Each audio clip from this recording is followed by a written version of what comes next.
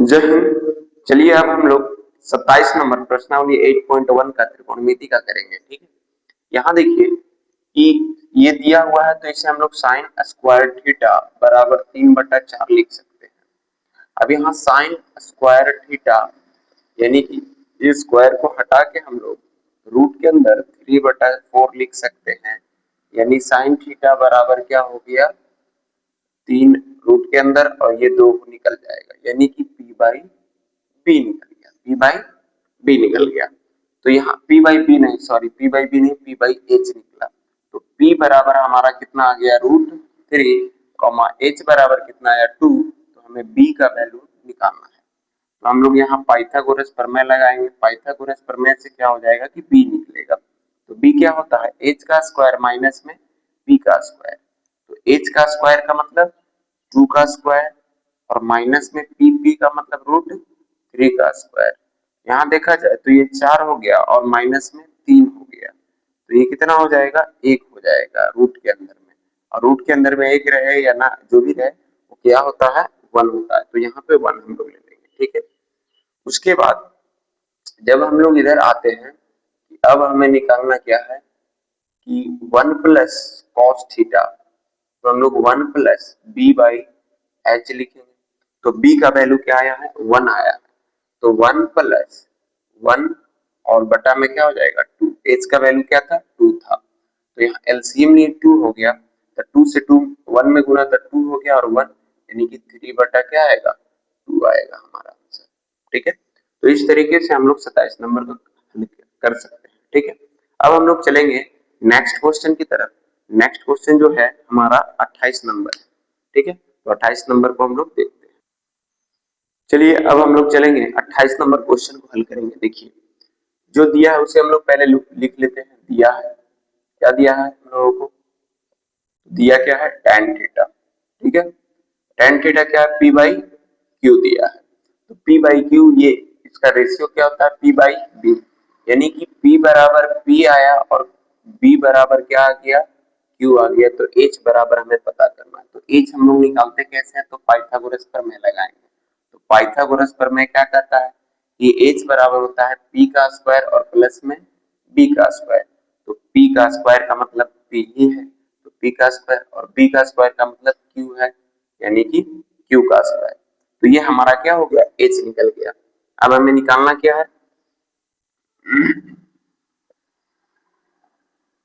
अब हमें निकालना है p sine theta minus q cos theta और बटा में p sine theta plus q cos theta निकालना है। ठीक है, तो यहाँ पे देखा जाए तो p को तो p रहने देंगे।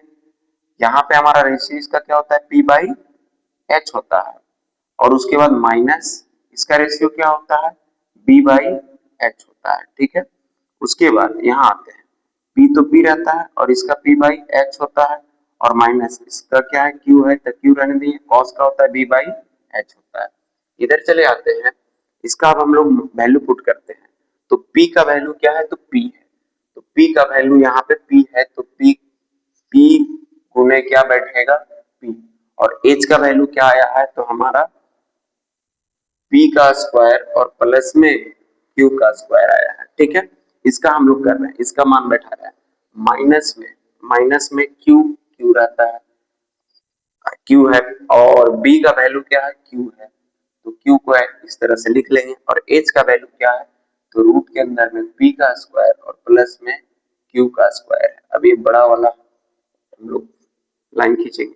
तो ये p का p ही है, p तो p है, p का वैल्यू p है। h का वैल्यू क्या है, p का स्क्वायर और प्लस में q का स्क्वायर। यहाँ प्लस है, यहाँ q है और b का मान क्या है, q है।